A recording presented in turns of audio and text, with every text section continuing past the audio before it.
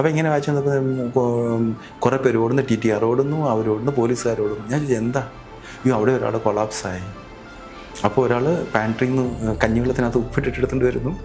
ഞാനപ്പോൾ പുള്ളിയുടെ ഈ പോയിന്റിൽ നന്നായിട്ട് പ്രസ് ചെയ്യുമ്പോൾ പുള്ളി സമ്മതിക്കുന്നില്ല. ഭയങ്കര വേദനയാണ് ഹാർട്ടിൻ്റെ മുന്നിൽ.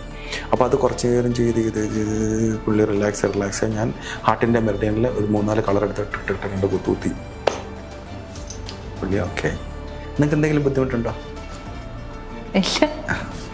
നിങ്ങൾക്ക് എന്തെങ്കിലും ബുദ്ധിമുട്ടുണ്ടോ? ഒന്നുമില്ലല്ലോ. നിങ്ങൾക്ക് മാറ്റാൻ പറ്റിയോ? നിങ്ങൾക്ക് തോന്നിയോ ചെയ്യാൻ?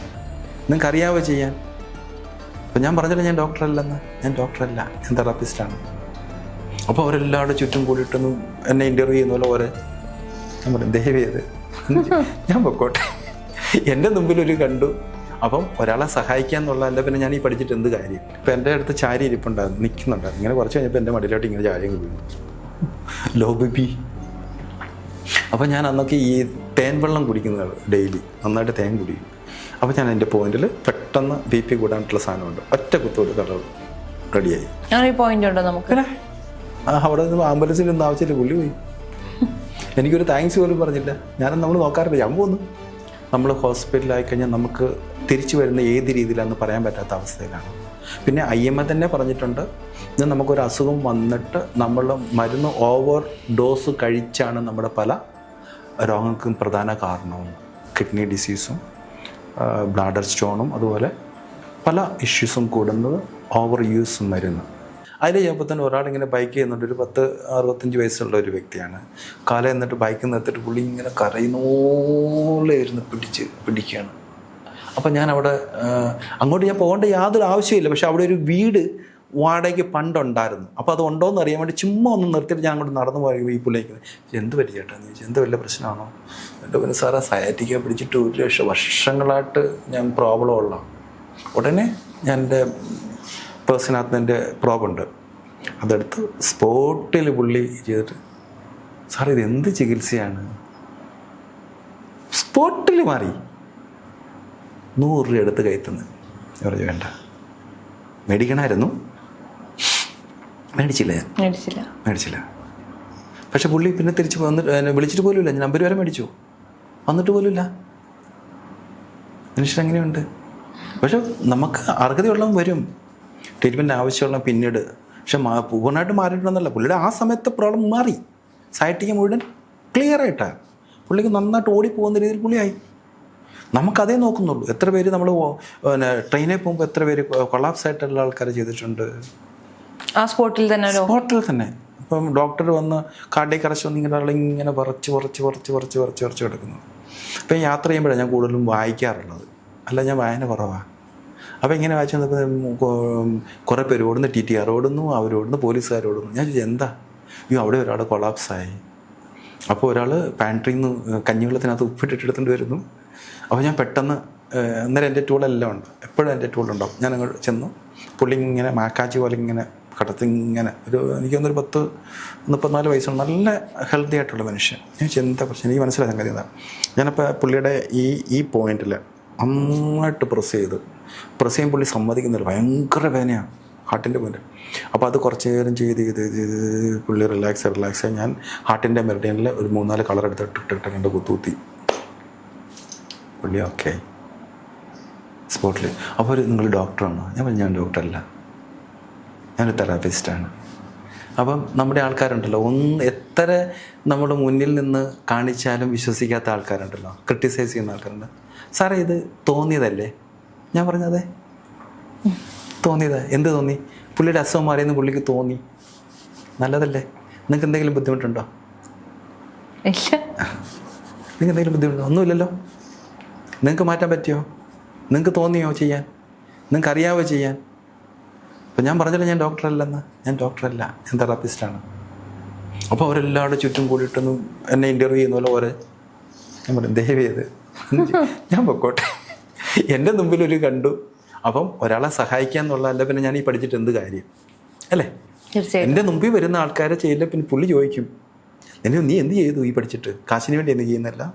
നോ, ഞാൻ ചെയ്യും. പ്രതിഫലം നോക്കിയിട്ടല്ല. അങ്ങനെ എത്ര പേര്. പിന്നെ ഈ ഒരു സ്ത്രീ ഇങ്ങനെ ഒരു അതുപോലെ തന്നെ 10-25 വയസ്സുള്ള പെൺകുട്ടിയാണ്. ഇപ്പം എൻ്റെ അടുത്ത് ചാരി ഇരിപ്പുണ്ടായിരുന്നു, നിൽക്കുന്നുണ്ടായിരുന്നു. ഇങ്ങനെ കുറച്ച് കഴിഞ്ഞപ്പോൾ എൻ്റെ മടിയിലോട്ട് ഇങ്ങനെ ചാരി അങ്ങ് വീണു. ലോ ബി. അപ്പോൾ ഞാൻ അന്നൊക്കെ ഈ തേൻ വെള്ളം കുടിക്കുന്നത് ഡെയിലി, നന്നായിട്ട് തേൻ കുടിക്കും.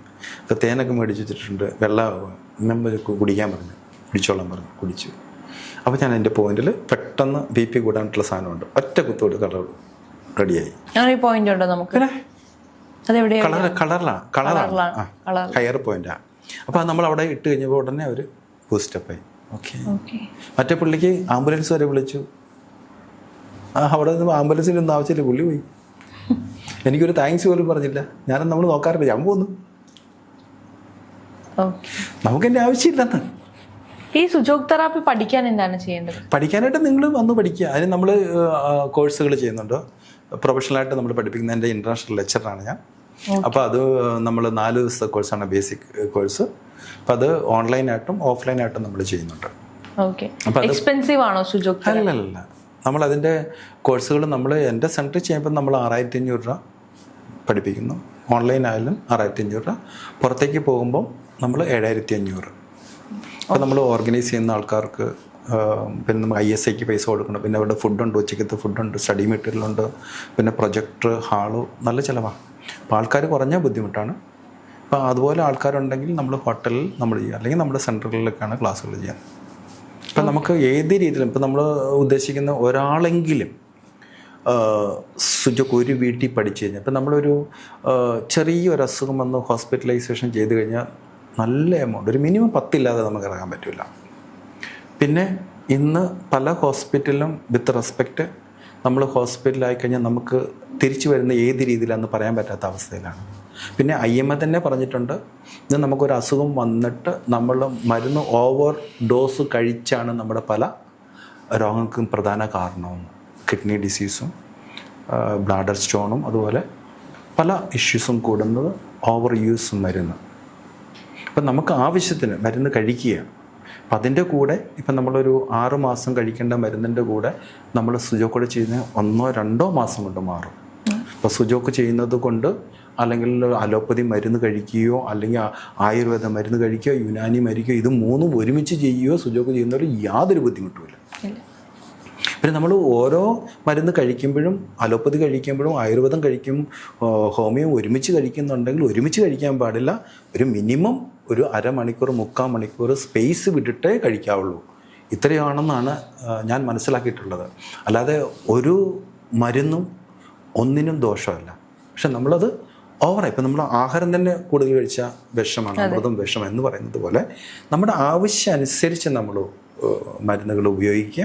അത് ഓവറായി കഴിഞ്ഞാൽ തീർച്ചയായിട്ടും നമ്മുടെ ശരീരത്തെ അത് ദോഷം ചെയ്യും. ഇന്ന് നമ്മൾ കൺസൾട്ടേഷൻ ഡോക്ടേഴ്സിന് പോലും നോക്കാതെയാണ് നമ്മളെല്ലാം മരുന്ന് ബാഗിനകത്ത് മേടിച്ച് വെച്ചിട്ട് നമ്മൾ ഉപയോഗിക്കുന്ന രീതി ഒഴിവാക്കുക.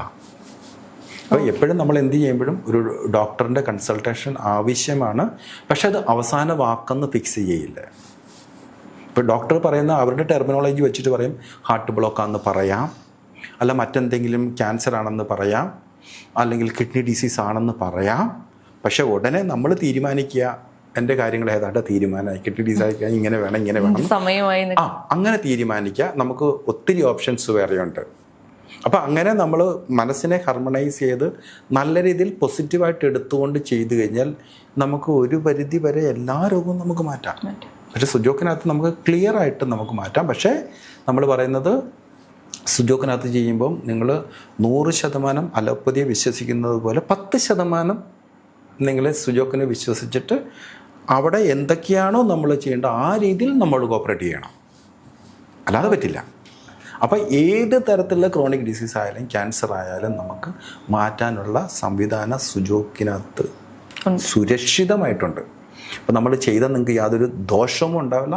സൈഡ് എഫക്റ്റ് എന്ന് പറയുന്ന സാധനമില്ല, രോഗം മാറില്ല എന്ന് പറയുന്നൊരു സാധനമില്ല. എല്ലാ അർത്ഥത്തിലും നമുക്ക് സെക്യൂർ ആയിട്ടുള്ള ഒരു സാധനമാണ് സുജോക്ക് അക്യുപഞ്ചർ അഥവാ സുജോക്ക് തെറപ്പി. ഏറ്റവും സുരക്ഷിതമാണ്, പെട്ടെന്ന് പഠിക്കാം, കൊച്ചു കുട്ടികൾക്ക് പോലും ചെയ്യാം. കൊച്ചു കുട്ടികൾ വരെ നമുക്ക് ചെയ്യാം. നമ്മൾ ചെയ്യുന്നത് കണ്ട് കൊച്ചു കുട്ടികൾ വരെ ചെയ്യും. കളർ തെറാപ്പിയും പ്രസിങ്ങും സീഡും ഒക്കെ. ഇപ്പോൾ നമുക്ക് ചെയ്യുന്ന റിസൾട്ട് ഉറപ്പാണ്. അതിന് സൈഡ് എഫക്റ്റ് എന്ന് പറയുന്നൊരു സാധനമേ ഇല്ല. ഇപ്പം എന്നായാലും ഇതുപോലെയുള്ള തെറാപ്പികൾ നമുക്ക് കൂടുതൽ ജനങ്ങളിലേക്ക് എത്തണം. എന്നിട്ട് നമുക്ക് നമ്മുടെ ലക്ഷ്യം എന്ന് പറയുന്നത് രോഗമില്ലാത്ത ഒരു ഹെൽത്തി സമൂഹത്തെ വാർത്തെടുക്കുക എന്നാണ്.